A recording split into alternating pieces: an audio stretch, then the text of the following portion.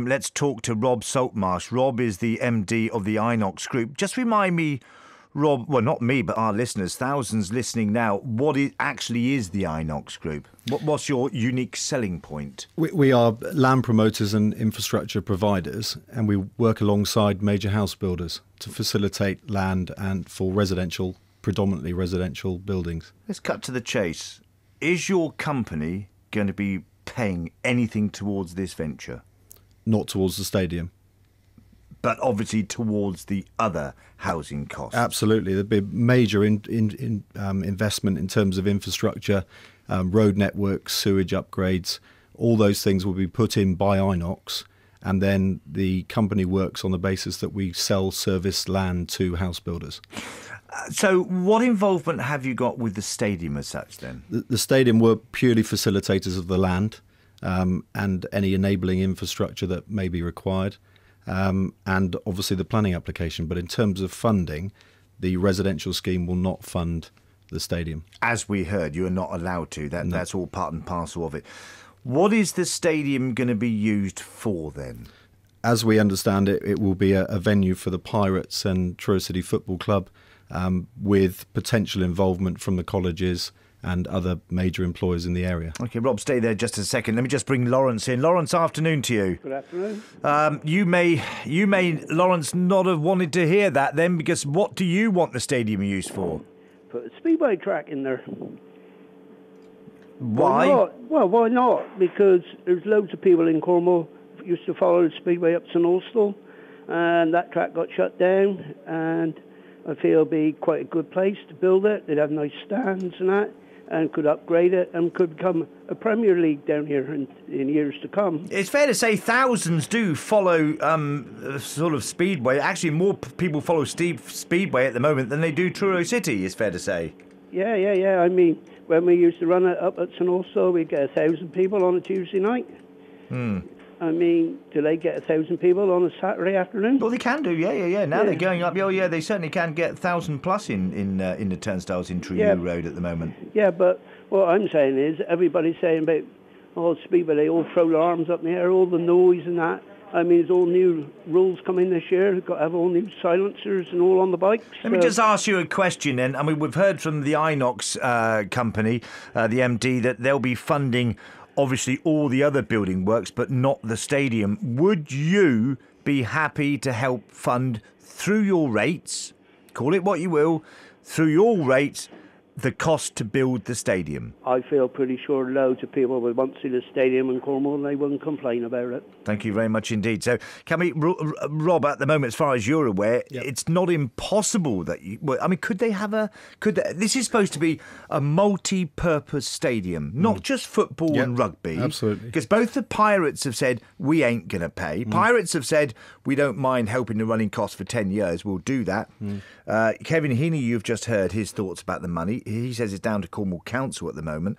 Could it be used other than just football and rugby? Yes, it could. Yeah, I think there's going to be ample opportunity outside of main match days and whether the Pirates played a weekend or Friday evenings or Sundays, and the same goes for Truro City. There's obviously 6 other days in the week where it could be occupied and used. And I think from our point of view, it's absolutely fundamentally important that stadium is used 7 days a week. Without the stadium being used 7 days a week, it's going to create difficulty for our wider scheme. What we don't want to see is a facility that's surrounded in Harris fencing with a locked gate Monday to Friday and only opened up at weekends for 2 clubs. But as I understand it, that is not the intention by any means, and it is very much a stadium for Cornwall and the community. You need to make sure you've got the right partners. We'll talk more about that in just a moment's time. We'll talk more with Rob Saltmarsh about the wider scheme. This is not just a stadium. We are talking, and I've got the plans, and these are huge plans in front of me, for homes, for residential homes, for some sort of hospital facility, medical centre, for a primary school. A lot is going to be built up here. Can the roads cope? Do you want it there? Is it the right place? Give us a call. let's get the weather before we do anything else. Rob Saltmarsh is our live guest until 1. This is your only chance to talk to him, certainly for many months, and make the most of it now. The weather's looking quite nice, isn't it, Kevin? Yeah, not too bad actually. High pressure should ensure a dry afternoon, some good spells of sunshine. Has been more cloud though developing through the course of the early part of the afternoon and the morning, so the best of the sunshine likely to be along the south coast of Cornwall, given that we've got some fairly light southeasterly winds at the moment. Just a chance with thicker cloud further west of a light shower for Scilly, but I think this is a small chance now, and maximum temperatures reaching 18 Celsius today, 64 Fahrenheit. A dry start to the night as well, but increasing cloud in the west. That's going to bring some outbreaks of patchy light rain eastwards across the county overnight. That's from a weakening frontal system making its way eastwards, and the southeasterly winds just picking up a little, becoming moderate. Temperatures falling away to a minimum of 12 Celsius. And Friday will be a cloudy start to the day, some outbreaks of light rain around as well, some of which could become heavy just for a brief time over parts of North Cornwall around the middle of the day, but the cloud then breaking, giving some sunny spells as well as the occasional shower by the afternoon. The southeasterly winds, though, on Friday will be turning to the southwest, increasing as well, becoming fresh, even locally strong at times, as maximum temperatures move up to 18 Celsius again. Some further periods of quite light showery rain around during Friday night into Saturday. Saturday itself, though, looks breezy. Scattered showers around on Saturday. Some sunny periods as well, but there is a danger of some of the showers turning out to be quite heavy, and also, when they merge, to become more prolonged as well. They'll die out overnight, but the winds still fresh or strong from the west or northwest. Temperatures on Saturday up to 16 Celsius, 61 Fahrenheit, and down to 11 Celsius, 52 Fahrenheit overnight. Sunday, still breezy, at least at first, but less in the way of showers during Sunday and more the way of sunshine, although cloud will be increasing again overnight into Monday as the next frontal system comes in from the Atlantic, introducing some patchy rain and drizzle and some low cloud and mist towards the end of the night. Winds west or northwesterly on Sunday, easing as we go into the overnight period into Monday morning, highs of 16 and lows of 11 Celsius. Monday, with a frontal system over the southwest of England, it's going to be quite cloudy. There'll be some occasional outbreaks of light rain or drizzle, together with some mist and fog around some of the hills and coasts as well. But it should be milder with moderate or fresh southwesterly winds, highs of 18, lows of 11 Celsius. Good stuff. Thank you very much indeed. We're talking about the stadium for Cornwall, but it's not just about a stadium. The Landgarth scheme also comprises, I'm not going to go right through this list because it's huge, up to 1,500 dwellings, a mixed-use local centre at the heart of this scheme. It's a primary school, a creche, a community hall, 600 extra park and ride spaces. There's going to be a family pub and restaurant, a 60-bed hotel at the entrance to the site, a 60-bedroom care home, green open spaces. The list goes on. It is huge. So Inox is paying for this. How much is this part of the scheme worth then, Rob? Roughly. Gross development value probably in excess of 200 million. £200 million. Yeah. So the stadium's 24 million almost pales into insignificance in some ways, but for you it's vital you get the right partners. How do you know if you're going to get the right partners? In terms of the house builders? No, in terms of the stadium. You need someone to be running that stadium. You want it used 7 days a week, not just 2 days or one day a week. That's really important, and we've put forward what we would like to see as a long-term viable, sustainable case for the stadium, and you're right, it is fundamentally important for us, and the outcome, as well as everybody else we're waiting for, is the business case from Cornwall Council, and that hopefully will give us those answers that you've just questioned. So, but at the end of the day, if the Pirates aren't going to put money in, Cornwall Council hasn't said it's coughing up 24 million yet. Truro City aren't going to put the money in, from what we can understand.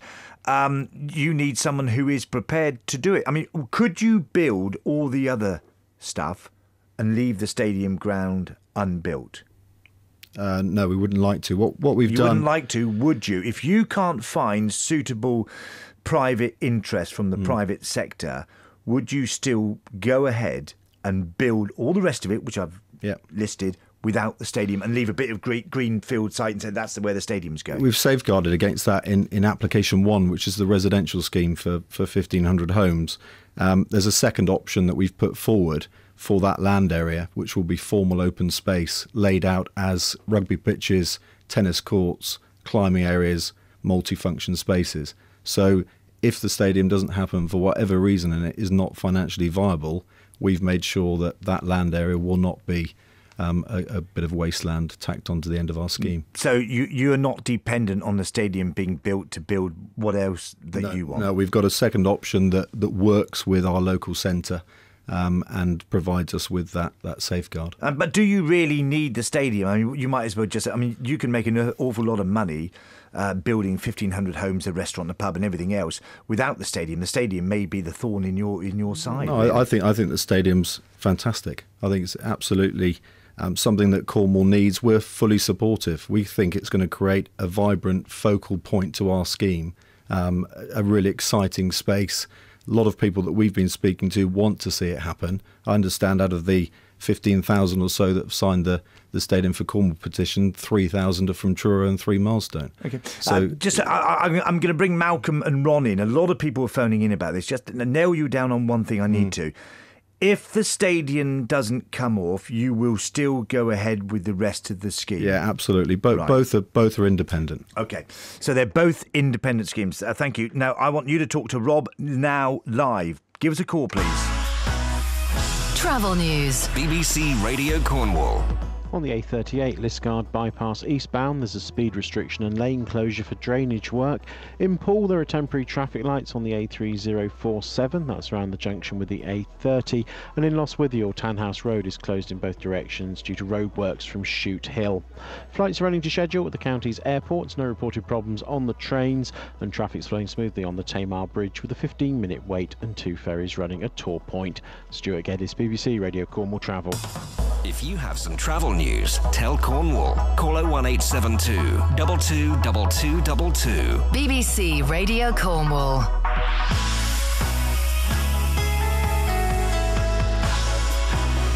OK, let's go live to Falmouth Coast Guard's Alan Loveday. Alan, afternoon to you. Good afternoon. Nice and routine, or anything we need to know about? No, it's been a very busy morning this morning up near St Ives. I've got a bit of a statement to read out here, if I may. Please do. OK, at 9 o'clock this morning, we had a report from a member of the public of a small lime green rucksack containing female swimwear, T-shirts and some food items found at Clodgy Point near St Ives. There is a possibility that this rucksack might have been there since Tuesday. We have no reports of persons missing in that area. A search of the area by Coast Guard teams and St Ives lifeboats and investigation by the police have failed to find anyone or anything who owns the rucksack. So if any B&B or hotel owner has knowledge of this rucksack or its owner, please contact Falmouth Coast Guard on 01326 317 575. 317 715 01326 317 575. 575. And where exactly was this found? It was at Clodgy Point, which is just north of St Ives. All right, obviously. We've checked out the campsite there. The labels on the food items sort of indicate that maybe a foreign lady. Right. You know, the pricing was in euros and the name of the food stuff was not local. You're trying to obviously rule out the worst scenario first of all. 01326 317 575. Thank you for that, That's Alan. it, mate. Right, that aside, much else? No, and everything, nothing going on abroad, and at the moment it's just the weather's around the peninsula. Okay, let's get Okay, those our up. colleagues at Brixham reporting easterly 2 to 3 with a slight sea and a low swell. Visibility is excellent at 20 miles. Portscatho, NCI, southeasterly 3, slight sea and a low swell, 10 miles visibility there. Here at Falmouth, another lovely day, southeasterly 3 with a slight sea, a low swell, visibility 8 to the horizon at 12 miles, bit of blue sky and cloud. NCI Bass Point, southeasterly 3 to 4, moderate sea and a moderate swell running there, good visibility at 20 miles. NCI Gwenup Head, southeasterly 4 with a slight sea and a moderate swell, 25 miles visibility. NCI St Ives, southeasterly 4 with a slight sea and a low swell, 25 miles there. And finally Stepper Point in the north, southeasterly 3, with a slight sea and a low swell, 17 miles visibility and a blue sky and cloud all round. Good stuff, Alan. Thank you. That line's free for you. Talk to us, please. 222222. Call the best daytime programme on BBC Local Radio. Lawrence Reed on BBC Radio Cornwall. So if I went round, say, to our newsroom with a 3-pin plug, and I actually went to the ladies in our newsroom and said, change it for me, are you telling me they could all do it? I would probably put money on it, to be honest, Lawrence, yes. Right, that's the neutral one. No, it's not. The brownie's alive. Right, OK, she's just killed herself as well. Call Lawrence Reed. Lunchtime from 12. OK, Malcolm, afternoon to you. Good afternoon, Lawrence. Malcolm's talking to us from St Ives. OK, stadium for Cornwall, are you for or against it? Against. Why? Well, I don't think the poor old council payers should have to have their council tax increased all the time when somebody comes up with these little ideas, or big ideas. Before this sort of thing happened, I was working at a factory. We were getting something like 1.5 to 3% increases. Council tax was going up about 5%. And, you sort of think, right, you're working for nothing. The actual the council should actually limit the amount they put the council tax up so that people... we're pretty poor paid then here. But isn't it fair to say we're the only county in the country, my understanding is, that hasn't got any sort of stadium? All right, perhaps so. I believe we're one of the lowest paid in the country anyway, aren't we? Well, it's one of the poorest counties, absolutely, without question. Let me bring Rob in on this one. Rob, have a chat to Malcolm. You see, he needs convincing, and he's not alone, that we don't need a stadium. We can't afford it. We're skint down here. It's all well for you guys with a lot of money. We haven't got money. Why should we have to pay for it? Hi, Malcolm. Hello. I understand it's not going to be funded by the taxpayer. That's what we've been told from day one. So I think... But you're trying to get the council to... No, not at all. No, our focus has been on very much on the residential scheme, and what we've said to the council is that the land is available for a stadium for Cornwall, but the residential scheme cannot legally or otherwise pay for the stadium. So the business case that's being undertaken by the council now will give the answers to all the questions that clearly are still outstanding in terms of, will the taxpayer have to pay for a stadium that perhaps for some people it isn't of interest. See, if you're telling me that the council isn't paying for it and Kevin Heaney's not going to pay for it and the Pirates aren't going to pay for it, who the hell is going to pay for it? I can't see this ever being built then. I understand that the council in conversation with third parties.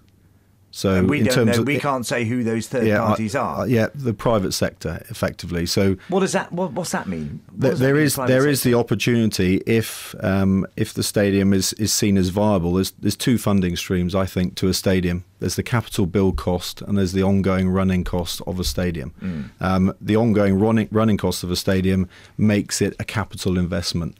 So if it can be shown to be viable in the long term, that will attract third party private sector investment. Do you think it's viable? I mean, you're a company investing £200 million in this. Why don't you just pay another $24 million and pay for the stadium? Have it as part of that whole overall package? It's just that stadiums are not our main focus is residential housing for one, in terms of and not any capital build cost. Okay, Malcolm. I mean, bearing that in mind, there seems to be the case that, if the council can't find a partner to pay for this stadium, because they're not going to pay for it, Kevin Heaney's not going to pay for it, the Pirates aren't going to pay for it. We're talking about paying for the capital, the bricks and mortar.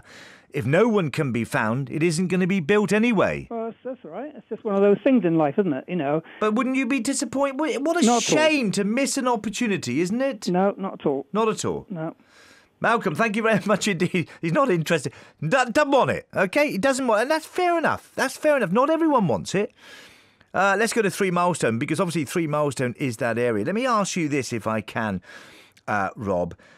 The Highways Agency, who we've been in contact with, has raised its own concerns about where you are citing it. Indeed. Let me just read out the statement which I've received from them. And they say, and I quote, as one of the consultees on the planning application for the mixed-use development on Langgarth Farm, 3 Milestone, Cornwall, the Highways Agency has been given the opportunity to comment, blah, blah, blah, blah, blah.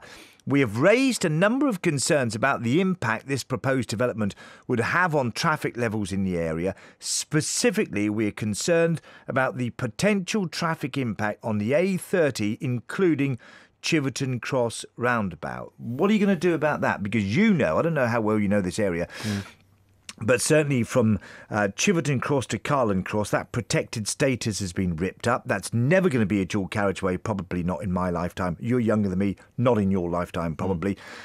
Everyone who uses that corridor says it's far too much development. It's in the wrong place. Yeah, we've been liaising with the Highways Agency for a long time now, and they are concerned with the primary network, which is the A30. Cornwall Council Highways Authority will be concerned with the A390.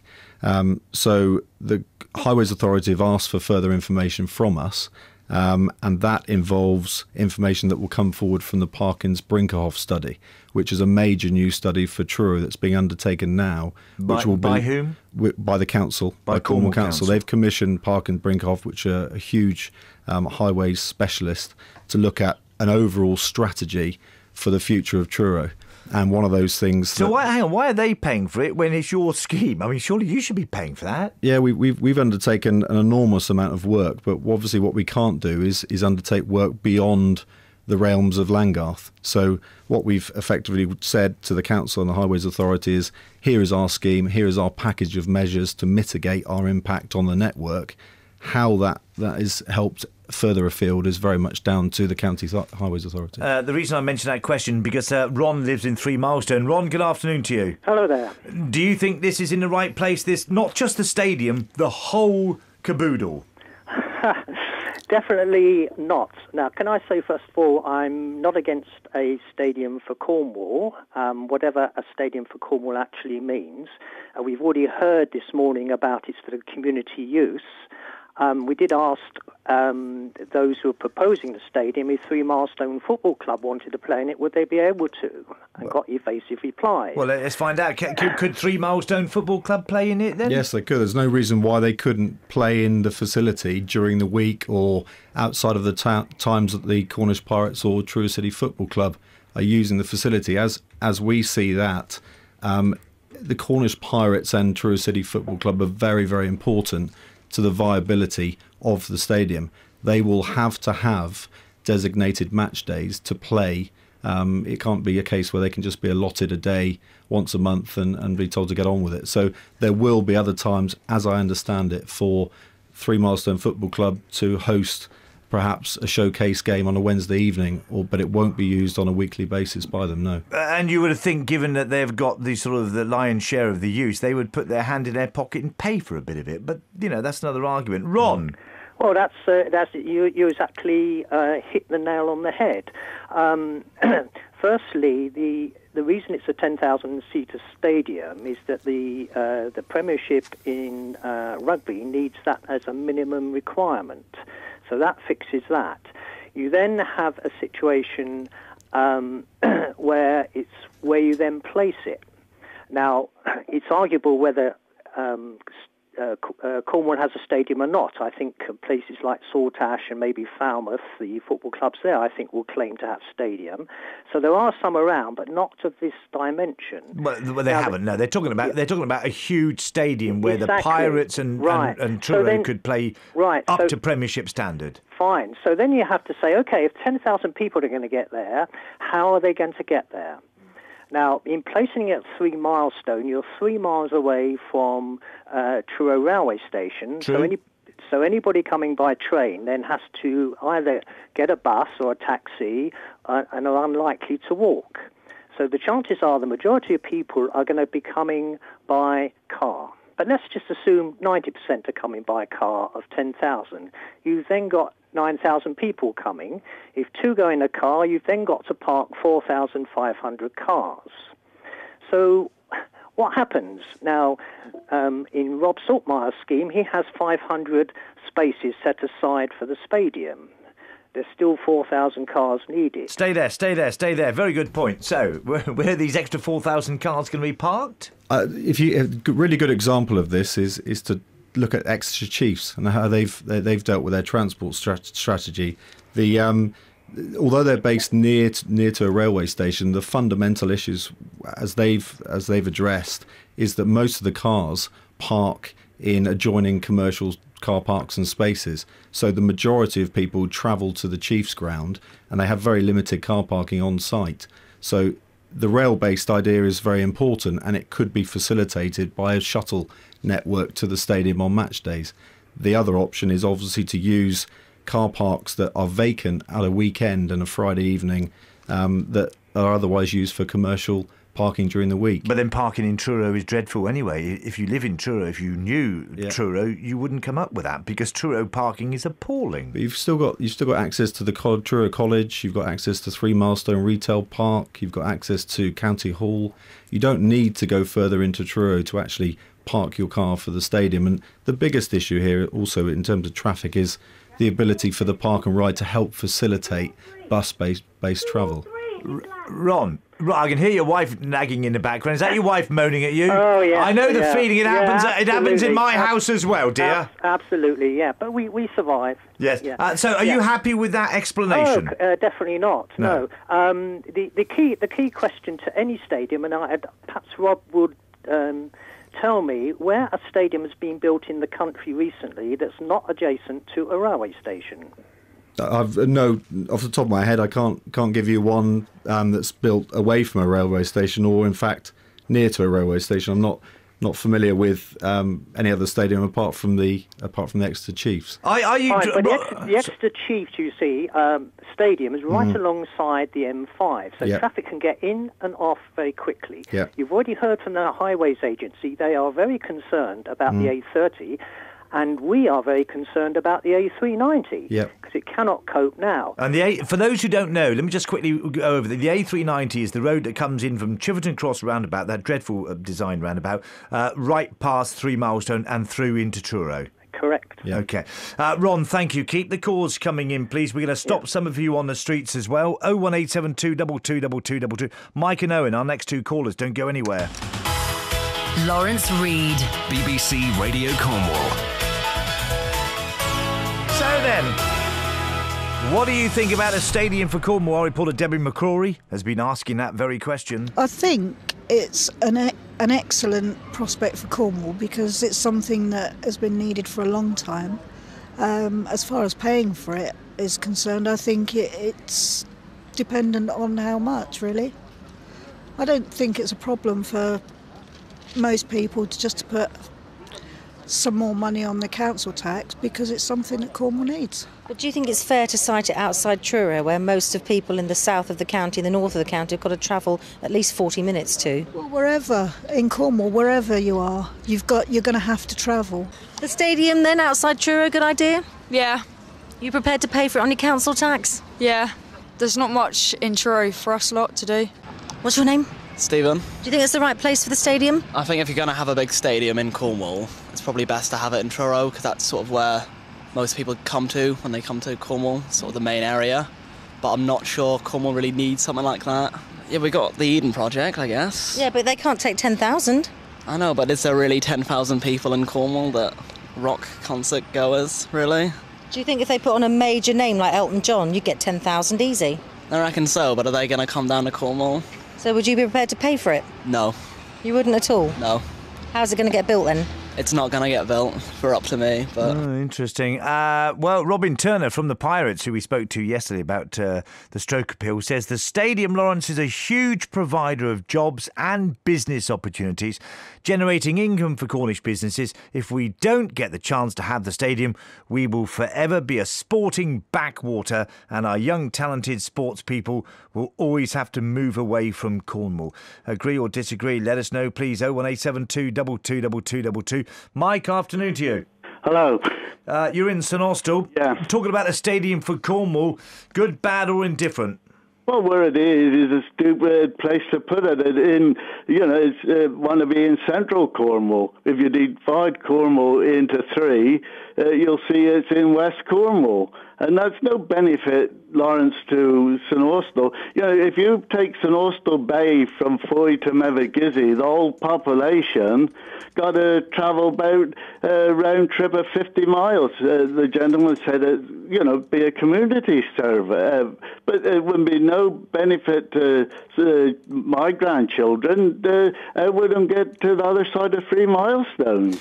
So you're saying everything is Truro-centric. This is half the trouble. We had the same sort of row when the Hawford Cornwall was being located in Truro, but a lot of people use that. Well, I don't. I use Pavilion. I'm booked up to see Jules Holland at Falmouth. Pavilion. Well, that's even further, isn't it? No. I thought Falmouth's further than Truro. Truro, that's in Plymouth. But the transport links to Plymouth is far better than Truro. You take where I live. I have 3 sets of traffic lights, Lawrence. Yep. Then Charlestown roundabout. Then another set of traffic. Let Rob Saltmarsh argue that point then. What you're saying, you've put it very well. Stupid idea. Rob, stupid idea, wrong place, daft. First and foremost, I think the location was chosen by the consultant team on behalf of Cornwall Council. Oh, yeah, but Cornwall County Council think the county end on the River Fowl rather than the River Tamar. Yeah. But Rob, you must think, OK, you were saying Cornwall Council decided the location, but you must think it's a good location because you would not be investing £200 million if it was in the wrong place. I think the housing is, again, separate to the stadium. The housing, there's a definitive need for new housing in Truro. I would agree with you there because, they're building 5,000 houses in St Austell in the eco-town. Yep. And providing no work, where Truro you're building houses for people that can live and work in Truro. I quite agree with you there. Are they low-cost houses, by the way, Rob? Yeah, percentage will be affordable. And do we know what percentage? That we're negotiating with a Section 106 at the moment. Well, it's going to be as low as you can get it because there's no profit in low-cost houses, is there? I think it won't be. We've set out our stall from day one. We undertook our viability from day one, and we've made sure that we accord with council policy on the affordable. Won't be 50%. No, it won't be. Because in North Cornwall, because I used to live there, in the old days, North Cornwall insisted any new development was 1 for 1. So what's it going to be, 20%? It'll probably be closer to 30, 35%. Right. I think 50%. There's a lot of areas in the country that aren't delivering any affordable housing because it isn't viable 1 for 1. And do you really need another hotel? Do you really need a residential home? Do you need another primary school? Do you need those sorts of things? What we've tried to do here, we've tried to move away from the old development model of placing 1,500 homes in isolation and creating a cul-de-sac. You're making this a village, aren't you? This is going to be a village. We're making this a community. All the uses at Langarth have been stipulated to us by the talks we've had with 3 Milestone Parish, with the community, and we've looked at the Cornwall and the Kenwyn Parish plan. All the areas of deficit in 3 Milestone we've tried to accommodate at Langarth. So new medical facilities, new primary school, etc., etc. So there's a lot of benefits which hopefully will stop people also driving from their home to their workplace. Not everybody, but it's reasonable to assume some of them will work and live in that area. And Mike, you are saying Truro is wrong. If Truro's not the place as far as you're concerned... I would put it on A30, around, what's around about, Indian Queens area, around that area, that it's on A30, next to the incinerator if it got built. That's why. So you would build 1,500 new homes, an old people's home, a hotel, right next to an incinerator that no one wants built. No, I'm talking about the... Well, that's a great, unique selling point. Hey, come into our new village, look at this, our neighbour's an incinerator. Well, it's good. What I'm talking about, Lawrence, is the 1,500 houses, every time you turn on Radio Cornwall, extra businesses opening in Truro, the development of the medical facilities at Truro. So it's a good idea for the houses for Truro because I know a lot of people that got to go from St Austell to work, and it's a sheer agony for them. So they would be delighted to buy a low-cost house in Truro, so they haven't got the travelling between St Austell and Truro.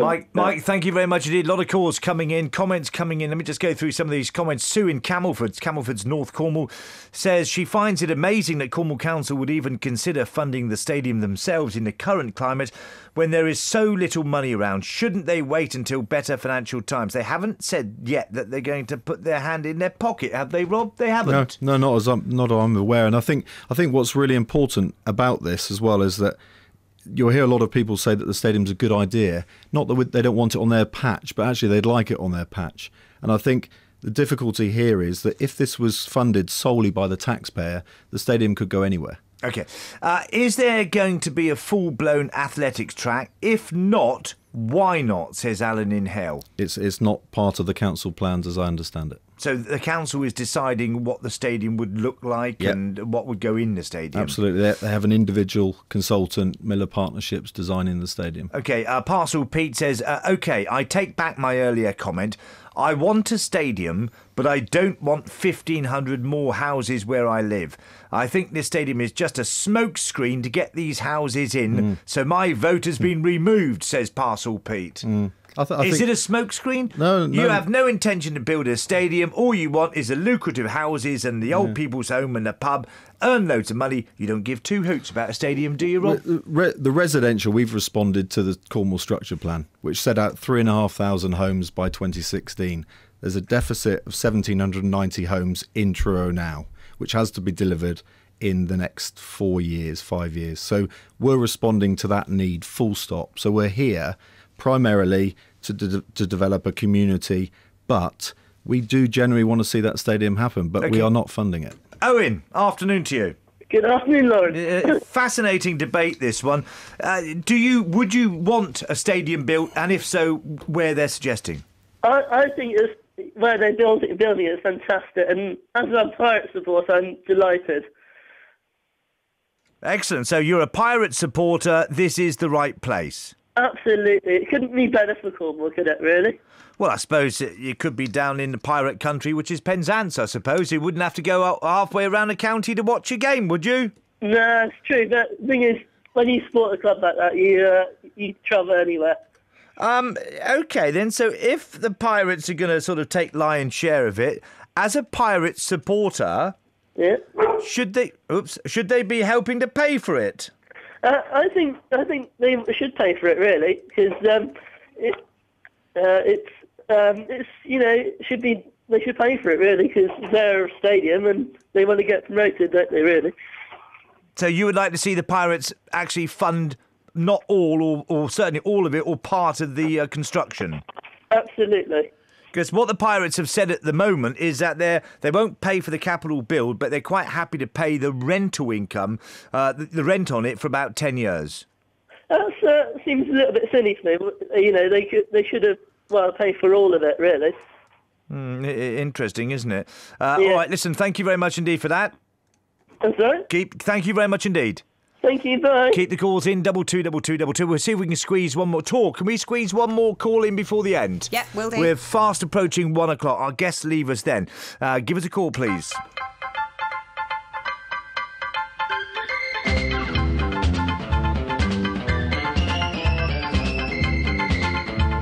On Monday, BBC Radio Cornwall brings you live cricket coverage as St Just take on Ealing in the 2020 National Club Finals Day. Ross Ellis, Kevin Thomas, Saul Cambridge and Jack Murley will be live from Essex Cricket Club in Chelmsford. You can hear full commentary online from midday. Go to bbc.co.uk/Cornwall and click on the live cricket commentary link. OK, going to take one more call just before we leave this this debate. Please excuse my lack of knowledge, says Chris, but why does the stadium have to be linked to any type of development? Can you just quickly answer that one? It doesn't really, does it? No. No, simple as that. Lawrence, if they wanted a stadium for Cornwall, why not build it in the centre, just off the A30 of Victoria, right in the middle? Could you not have done that? Land's cheap around there, isn't it? It comes back to the question of financing, doesn't it? first and foremost, it was selected as a preferred site, as we've already discussed. And if it was purely funded by the taxpayer, it could go anywhere in Cornwall. And who said it was the preferred site? Cornwall councillors? Yeah, Gardner and Theobald, their business case came up with a preferred site. But that must have been ratified by the councillors. Yeah, I presume so. Yeah, well, some of those are a bit thick, so they may have got it wrong, mightn't they? But I think this isn't the first time as well. CPR undertook an independent study that said that this was one of the preferred locations if it was a private sector development. Yeah, okay. I've just been told be careful, so I can't defame 123 councillors, so I'm fine. Jill, good afternoon to me, and I'm sure they have a go at me anyway, so we got broad enough shoulders. Jill, well, come on. You live in Stoke Clemson. You don't give two hoots where it is. Well, no. If I'm honest, no. No, I don't. I mean, it's as far for me to traipse down to Truro as it is to go to Falmouth. Should you pay for it? No. If it's such a good financial bet, if it's such a good financial thing, then there should be enough money in the private sector to fund this on its own. And are we saying that if they don't get the stadium, then you won't get the houses either? No. No. He's made that very clear. Rob Saltmarsh has made that very clear. Just to reiterate, Rob, you will, whatever happens, if you get planning consent passed, and it could be passed within the next 12 months, you will press ahead. If the stadium doesn't happen, the rest will. Yeah, absolutely. It's a 15-year project. I am really in favour of houses for people that are on low income. Well, hang on. There's only going to be about 25-30%. Let's not run away with. Don't run away with the idea. It's all going to be affordable houses. Well, it should be. Well, it's not. But this is the problem. This is why they say we need 50,000 houses, because only a percentage is going to be for the people who actually live in Cornwall and the type of incomes they're on. If they were to build only houses that people in Cornwall could afford, only houses, none of these huge, great £400,000 jobs, but if they were only to build affordable housing... It's not profitable. It's not profitable. Well, it's not. But what is important then? I mean, are we saying that... Hang on, ask Inox, what is important? Why can't you build 1,500 cheap homes then? It wouldn't be fundable. No banking sector or private equity investor would fund that scheme. The government have withdrawn a lot of the funding schemes for affordable housing, and I totally agree with you. I think it's a massive issue. Langarth has tried to meet that on the best way it can, but the open market housing has to help facilitate the delivery of affordable housing. But the problem is that we keep on in a situation where it's always the affordable housing that's playing catch up. I know. Right. We're always trying to address what we call affordable, whatever that means. And all I know is that the majority of people in Cornwall are on very, very low incomes. No, you're right. And we need more affordable houses than we do other houses. Okay. Jill, thank you. If the stadium, and it is an if, because if they can't find someone to fork out £24 million, which is a huge amount of money, if you, the taxpayer, doesn't, if Truro City doesn't, if the Pirates don't, then it doesn't get built unless they can find someone who thinks it's profitable. If it does get built, who would you come and see pop concert-wise at your age? Hey, who would you? Daniel O'Donnell, would you come down for a bit of Daniel, would you? Hey, no, I wouldn't. If Queen were down, if Queen was still intact. Now you're being silly now. No. Thank you, Jill. I don't think Queen are coming down to Cornwall in this stadium, but good or bad as it may be. Rob, look, good talking to you. Thank you so much. It's been a delight sort of you coming down. I know you've come a long way down. If nearer the time you're in Cornwall again, perhaps we could do this again nearer the time. More than happy. Can we do that? More than happy, yeah. Rob Saltmarsh, the MD of the Inox Group. You've heard it there. Quite a candid interview, trying to get some of the points that you have raised. And I'm sure we'll do this again. 01872 222222. Keep the calls coming in, please. News at 1 follows next.